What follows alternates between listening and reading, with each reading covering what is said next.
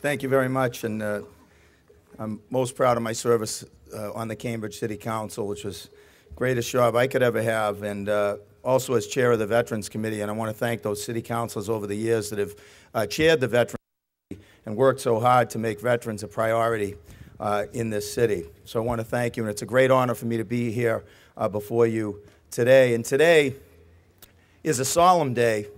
It's the only day in which our country recognizes those men and women who were killed serving our country in time of war. For many years, I came to Veterans Day and Memorial Day, and for many years, I really didn't think much about the difference between those two holidays.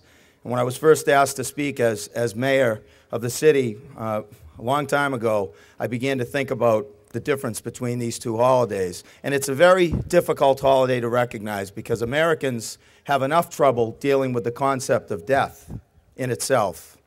To then attempt to recognize the ultimate sacrifice that soldiers have made, giving their lives, making the ultimate sacrifice in times of war is even more difficult. And to make it even more difficult, we find it troubling to think about the concept of war itself. As Mayor Simmons noted, the holiday was first initiated. It was actually called Decoration Day, to decorate the graves of soldiers in the Civil War after that terrible and long conflict.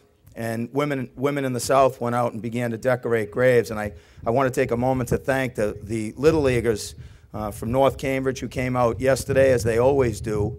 And I want to thank all the young people and the parents who asked their young people to participate in today's Memorial Day parade. It's so important that young people be here, and I want to thank the Cambridge Cemetery staff for doing such a great job at decorating the graves. I also want to take a moment. It made me very proud to walk into the War Memorial building and see the War Memorial, the phrase War Memorial, so prominently displayed. I want to thank School Committee member Joe Grassi, a Gulf War veteran who I know made it a priority to make sure that building continued to recognize those who were killed in action from Cambridge. And for those of you who don't know, there were 1,006 men and women who were killed in action going back to the Revolutionary War to present from Cambridge. I also want to thank firefighters Megowitz, Higgins, police officers Ivory, Branley, McNeil, and Glenn, who've all served us in Afghanistan and Iraq while serving as police and firefighters. And I also want to take a moment to recognize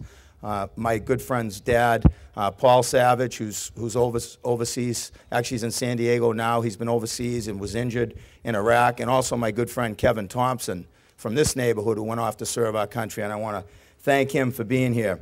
It's been a difficult weekend for me because I started the weekend interviewing veterans. And I want to read a quote from Walt Whitman.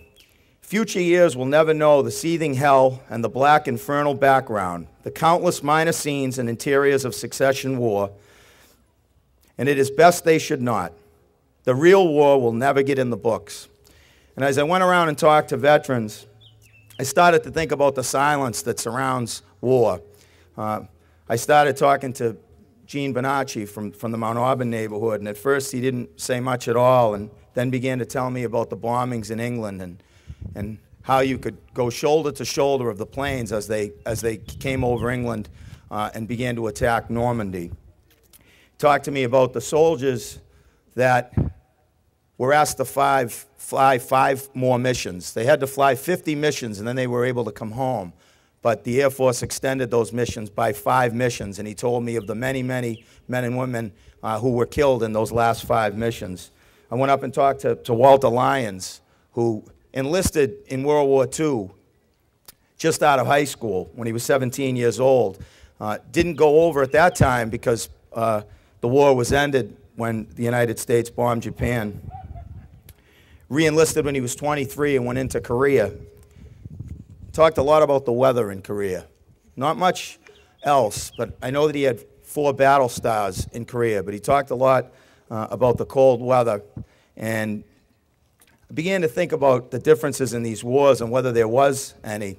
I got up to see Bobby Fratto, who was over in Korea as well, and we started talking about the difficulties in that country. And Bobby didn't have a lot to say other than he talked about the great tribute that was paid to him when he came home. And this great dinner they threw for him, I think it was in Seattle when they came back from Korea. Went over to Stevie Cassio's house. I wanted to talk to him about Michael Gazzetti, his best friend who was killed in Vietnam. They enlisted as buddies. That time you could go over on the buddy system, and there was a commitment that you'd be kept together at least until you were assigned active duty. So at least through boot camp you could stay together.